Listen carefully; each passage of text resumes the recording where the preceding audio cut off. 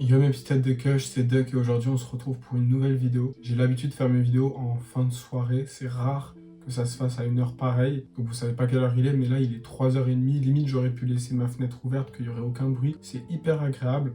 En vrai moi je trouve que c'est limite le mieux pour recorder une vidéo. Et aujourd'hui, si je dors pas, si je suis encore réveillé à 3h30 du matin, c'est parce que c'est le 3e jour de mon sevrage THC. Et je vais pas vous mentir, c'est pas simple du tout. Les symptômes physiques, il y en a pas, comparé à de l'héroïne, d'autres substances ou quoi, il n'y en a pas. J'ai eu la première nuit des sueurs nocturnes, je me suis réveillé trempé vu qu'il faisait froid et que du coup ma sueur avait gelé. Je pense qu'il y a beaucoup de gens qui pourront s'identifier, qui auront déjà vécu ça. Il paraît que ça, c'est pas uniquement les 2-3 premiers jours où tu arrêtes le THC, mais ça peut aussi revenir 1 ou 2 mois après de manière un petit peu random. Moi, si j'ai pas voulu faire une pause de manière progressive, en commençant par réduire par 2 ou par 3 ma consommation, exemple, j'étais à 2 G par jour, et lundi, mardi, mercredi, je passe à 1,5 g. Mercredi, jeudi, vendredi, je passe à 1 G. Ensuite, il y a le week-end qui passe. Ensuite, tu passes à 1 G par jour. Puis tu diminues. Puis le J de 1 G que tu te roulais ou le J de 0,5 que tu te roulais, tu vas le fumer à moitié, tu vas le poser, tu vas taffer, tu vas sortir, tu vas faire des choses. Et ça, je vous avoue, ça fait 3-4 ans que j'essaie des fois de faire ça, de me dire, allez, ce soir, je fume moins. Demain, je fume moins. Après-demain, je commence à réduire, à faire ça. Et même si beaucoup d'addictologues et beaucoup de gens vous diront que c'est la bonne strat, et c'est sûrement la bonne strat pour certaines personnes, parce qu'encore une fois, tout le monde est différent, moi, personnellement, ça n'a pas marché. Donc, ce que j'ai décidé de faire, ce 1er novembre, c'est de me bouger le cul, de me foutre une détermination, me dire, ok, aujourd'hui, j'arrive plus ou moins à avoir de la cons quand je veux. L'excuse que j'avais avant de finir ma cons pour pouvoir commencer une pause, elle est même plus valable. Donc voilà, je me mets un gros coup de détermination et je le fais. Et ce qui me motive aussi, je vous mens pas, et peut-être que tout le monde n'a pas cette chance, c'est qu'en story, quand j'en parle, ou quand je suis en DM en train de parler avec des abonnés, de 1, il y a des abonnés qui sont motivés à commencer en même temps que moi, de 2, il y en a qui ont déjà commencé depuis quelques semaines et ils arrivent à me motiver, à m'encourager à continuer, et de 3, le fait que vous sachiez que 4, 5, 6 000, 7 000 personnes sur Instagram soient au courant que je fais ma pause, c'est un challenge pour moi de ne pas craquer. Je me sentirais, je serais déçu pour moi et déçu pour ma communauté si je craquais ces 2, 3 semaines, 1 mois de pause. Le but, en réalité, c'est 1 mois, mais pour le moment, je reste sur un objectif de 2 semaines, comme ça, je stresse pas trop. Et dans 2 semaines, si je vois que tout va bien, je vais faire une semaine de plus. Et pareil, ainsi de suite, si à la 3e semaine, je me sens bien, je referai 1 mois. Et là, les choses sérieuses pourront recommencer et je vais pouvoir, par exemple, tester une extraction qui est dans mon frigo de Biscotti Extremist. Je vous tease un petit peu, même j'ai des bons dry que j'aimerais bien review, comparer, une lemon tree. Il y a des trucs sympas qui vont arriver après ma pause. Et je vous avoue que je suis assez étonné même d'arriver à tenir cette pause en ayant des produits chez moi. Et aussi, si je le fais, c'est parce que j'ai envie de motiver des gens qui, comme moi, se disent que c'est impossible de commencer une pause ou de faire une pause ou de pas fumer pendant une journée quand tu as un peu de dry, un peu de fleurs chez toi. Si moi j'y arrive après 1 mois et avec tout ce que j'ai, je me dis que tout le monde en est capable. Après, il y a des exceptions, bien sûr. C'est plus difficile pour certains d'arrêter. C'est plus difficile pour certains de tomber accro aussi à une chose. Donc voilà, on n'est pas là pour... Mes conseils, ils sont pas là pour tout le monde, mais il va falloir que vous preniez ce qu'il y a à prendre et ce qui va marcher pour vous. Mon conseil, en fait, ça serait que de pas faire ça de manière drastique comme j'ai fait du jour au lendemain, mais d'abord essayer à la manière progressive. Parce que si pour vous ça fonctionne, si pendant 1 semaine, 2-3 semaines, vous arrivez à réduire petit à petit votre consommation de THC ou autre, ça peut être même une autre substance pour laquelle vous êtes en train de regarder ma vidéo, ça peut concerner les benzos, D'ailleurs les benzos, faites attention, mais ça, n'arrêtez surtout pas ça du jour au lendemain. Je sais, là c'est hors sujet un petit peu, mais en réalité on est dans les substances. N'arrêtez jamais ça du jour au lendemain parce que ça peut vous être fatal. Donc faites attention, allez voir un médecin. Et ça m'a brouillé là de parler maintenant d'autre chose.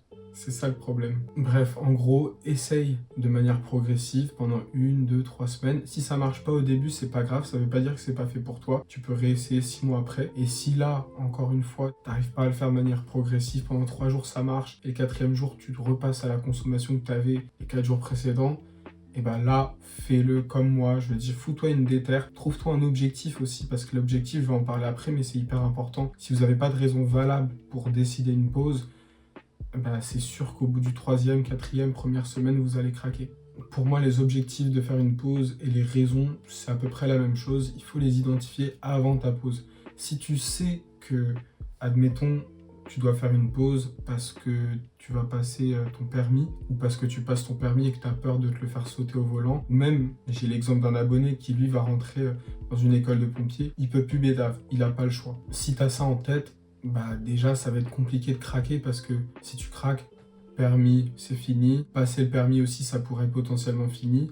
Les inscriptions chez les pompiers, c'est pareil. Et j'imagine que pour cet abonné, c'est quand même quelque chose de très important. Donc, il faut vraiment garder ça en tête du premier jour jusqu'à la fin de ta pause. Même le 15e jour, quand tu penses à craquer, c'est pareil. Tu vas craquer, tu vas fumer un joint, tu vas te sentir bien pendant 2-3 heures. Je te garantis qu'à la fin de la soirée ou le lendemain, tu regretteras d'avoir fumé ce simple joint alors que tu étais en pleine pause et que tu étais à 15 jours de pouvoir en fumer un et en être fier. Donc vraiment les gars, si vous commencez une pause, il faut la tenir. Et même si c'est dur, même si vous faites des insomnies, même si vous êtes nerveux, essayez un petit peu de vous entourer de vos potes qui pourront un petit peu comprendre cette nervosité et qui vont pas se mettre à se battre avec vous ou isoler un petit peu vous si vous voyez que vous êtes un petit peu trop nerveux pendant quelques temps. Mais c'est pas non plus la bonne chose parce que si j'ai un conseil à vous donner, c'est de pas s'ennuyer. C'est simple comme conseil, dit comme ça, avec les mots, mais ça reste difficile de savoir quoi faire tous les jours, trouver des activités qui changent, que vous n'ayez pas l'habitude de faire. Je sais pas, si vous êtes un mec qui vous aimez sortir, faire du foot, faire courir par exemple, et que vous n'avez pas l'habitude d'aller à la piscine ou d'aller, je sais pas, faire un sport de combat ou un truc un peu insolite, bah c'est ce moment-là pour découvrir ces nouvelles activités, et autres même, ça peut être sortir, aller en soirée, aller au bar. Après, le but, c'est pas de remplacer le THC par de l'alcool, mais vous avez compris, il faut diversifier les choses qu'on n'avait pas forcément l'habitude de faire quand on était concentré à rouler, fumer, rouler, fumer, rouler, fumer. Et moi, les raisons pourquoi j'ai envie de prendre cette pause, c'est parce que j'ai l'impression que toutes les variétés que je fume vont faire de l'effet sur 10, 15, 20, 30 minutes, mais j'aurais du mal en fait à percevoir la différence entre tel OG Kush, tel gelato, tel dry. Ça va toujours se mélanger. Et au-delà de ça, il y a un plateau de stone, de high, que j'ai l'impression de ne plus atteindre. J'ai remarqué en fait en étant avec des potes qui ont une tolérance faible ou moyenne, et je leur passais mon joint ou je les faisais rouler un J, et je me rendais compte que eux, en prenant 3 tafs, ils étaient dans un niveau de high, d'euphorie, qui était mais 10 fois plus haut que le mien, alors que moi j'avais consommé 10 fois plus qu'eux. Donc quelque part, bon, je suis pas très chaud en mathématiques, mais ça fait presque un écart de 100 par rapport au truc. Je sais pas si tout le monde va capter ça. Et ça a été un gros déclic pour moi pour me dire, mais attendez. Et en plus de ça, mon pote fumait des produits qui étaient moins forts et étaient plus high que moi avec ma Cali, mon dry, ma Cali et mon dry, extraction, tout ce que vous voulez. Donc là, je me suis dit, non, c'est plus possible. J'ai plus envie de pas profiter de mes produits. Surtout que c'est ma passion. C'est pas juste